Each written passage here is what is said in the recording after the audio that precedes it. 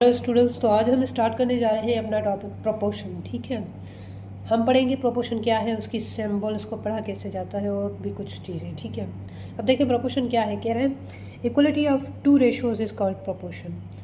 दो रेशोज़ की इक्वलिटी को हम प्रोपोर्शन कहते हैं। मतलब जो जब दो रेशो मिले हम कि एक ने 2 पेंसिल्स ली और तीसरे ने 3, तो ये एक रेशो हो गया। अब दूसरा रेशो लें कि दूसरे ने ली 4 और तीसरे ने ली 6, मतलब उनका जो आपस में कंपैरिजन है वही उनका होना चाहिए जो हमारा दूसरा रेशो है। ठीक है, the equality of two ratios is called proportion. इसको हम प्रोपोर्शन कहते हैं। सिंबल इसका कैसे होता है, सिंबल इसका ये होता है, ये 4 डॉट्स। ठीक है, या आप वैसे भी कह सकते हैं two equivalent ratios form a proportion.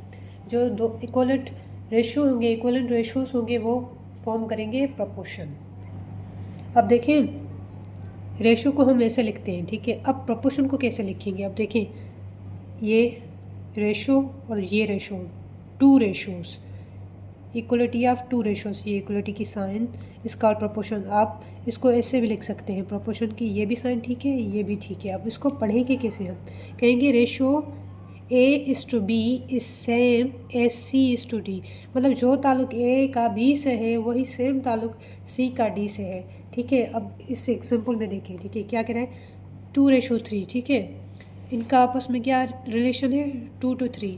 अब इनका क्या है 4:6। अब देखिए अगर आप इसको सिंप्लीफाई करेंगे तो इनका भी यही जो है ना रिलेशनशिप होगा। कैसे कि उसके पास 2 और उसके पास 3 हिस्से हैं, तो उनका रिलेशन भी वही होगा, वही है 4 और 6, मतलब उसके भी डबल 2 हिस्से और उसके 3। ठीक है, तो इसको हम प्रोपोर्शन कहेंगे। अब देखें हमने कहा equality of two ratios proportion होते हैं। अब दो रेशो तो कोई भी हो सकते हैं ना, वो इक्वलेंट हो या ना हो, अगर नहीं होंगे तो वो प्रोपोर्शन नहीं है। अब देखें उसको मालूम करने का, अगर हम दो रेशो मिले हैं तो हम मालूम कैसे करेंगे कि वो प्रोपोर्शन है या नहीं। उसका एक फार्मूला है। देखिए उसका फार्मूला क्या है, कह रहा है कि प्रोडक्ट ऑफ एक्सट्रीम्स और प्रोडक्ट्स ऑफ मीन्स। अब देखिए इसमें एक्सट्रीम्स और मीन्स क्या होते हैं। जो भी ये अंदर के टर्म्स होते हैं उसको हम कहते हैं मीन्स, और जो ये बाहर के टर्म्स होते हैं दोनों, उसको कहते हैं हम एक्सट्रीम्स। ठीक है, ये हमारे हो गए मीन्स, ये हो गए हमारे एक्सट्रीम्स।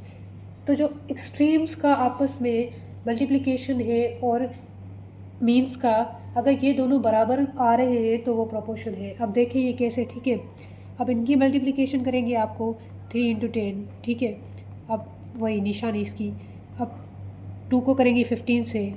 ठीक है, तो आप देखिए इसका जवाब भी 30 आएगा, इसका भी जवाब 30 आ गया। अब प्रोडक्ट ऑफ एक्सट्रीम्स भी हो गया और प्रोडक्ट ऑफ मीन्स, ये हमारा मीन्स। ठीक है, ये हमारा एक्सट्रीम्स, तो इनका जवाब 30, इनका भी 30। तो ये हमारी प्रोपोर्शन है। अब नेक्स्ट एग्जाम्पल देखें। अब ये एग्जाम्पल देखें, ये हमारे हो गए मीन्स जो अंदर वाले हैं, ये हो गए एक्सट्रीम्स। अब एक्सट्रीम्स की मल्टीप्लिकेशन और मीन्स की दोनों की अगर बराबर आ रही है तो ठीक है, उसका प्रोडक्ट बराबर आ रहा है तो हम कहेंगे ये प्रोपोर्शन है। ठीक है, अब इनको आप करेंगे मल्टीप्लाई तो आपको जवाब आएगा। ठीक है, 150, 10 × 15। ठीक है, अब प्रोपोर्शन की निशानी। अब 5 को आप 20 से करेंगे तो आपका आएगा 100। अब ये दोनों देखें बराबर है, product of extremes and product of means नहीं है बराबर, तो ये हमारी प्रोपोर्शन नहीं है। इसको हम नहीं कहेंगे कि ये हमारी प्रोपोर्शन है। अब ये एग्जाम्पल देखिए, अब इधर आप मीन्स को करें मल्टीप्लाई, 10 × 1 = 10। अब 2 को 10 इसे 2 से करेंगे तो जवाब हमें 10 ही मिलेगा। ये हमारा प्रोपोर्शन है। मतलब ये जो दो रेशोज़ मिले हैं हमें, ये हमारा प्रोपोर्शन है। ये जो मिले हैं ये नहीं है, और ये वाला भी हमारा प्रोपोर्शन है।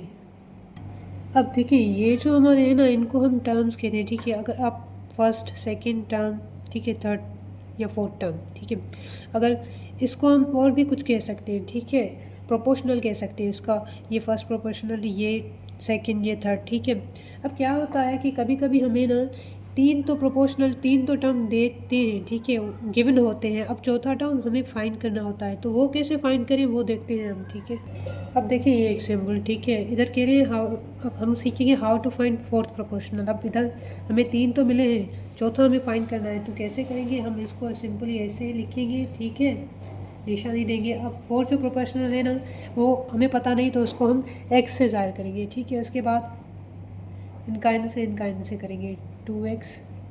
ठीक है, इनकी मल्टीप्लिकेशन करेंगे अब, ठीक है। हमें अब एक्स फाइंड करना है, तो पहले भी हम सीख चुके हैं कि जो चीज़ हमें फाइंड करनी थी उसको हम अलग साइड पे रखते हैं, बाकी सब अलग साइड पे, या नंबर्स अलग साइड पे। तो 2 ये इधर आ जाएगा, ठीक है। अब तो हम इनको कैंसिल करेंगे, ठीक है। अब देखिए हमारे पास जवाब क्या आया, अब 5 इधर, इधर 4 बचा, तो एक्स हमारे किसके बराबर है, 20 के। 5 और 20, ठीक है। नेक्स्ट एग्जाम्पल देखिए। एक बात समझे, जब भी आपको कहें कि 4 प्रोपोर्शनल मतलब ढूंढें, तो इसका मतलब है कि जो 3 है और जो चौथा होगा वो ऑलरेडी प्रोपोर्शन है, ठीक है। अब ये नेक्स्ट एग्जाम्पल देखिए, 2:3, ठीक है, प्रोपोर्शन 4। अब हमें एक्स वाई जो भी रखना चाहे एक्स रखते हैं, ठीक है। अब इनकी इनसे मल्टीप्लिकेशन, इनकी इनसे, ठीक है। 2x रखेंगे और 3 × 4। अब हमें फिर इसको अकेला करना है, तो इधर रखेंगे 2 की टेबल इस पर, ठीक है। इधर 2 बचा, इधर 3 बचा, तो x हमारे बराबर किसके, 6 के। अगर 6 डाल कर देखें तो product of extremes and means आपको बराबर मिलेंगे। अब देखिए ये एग्जाम्पल, ठीक है। 2 रखा, 3 रखा, प्रोपोर्शन की निशानी 10x, ठीक है। अब इनकी मल्टीप्लिकेशन, ठीक है, 2x। अब 2 इधर आ जाएगा, ठीक है, इधर आ गया 5, ठीक है। तो x कितने बराबर है, 15 के।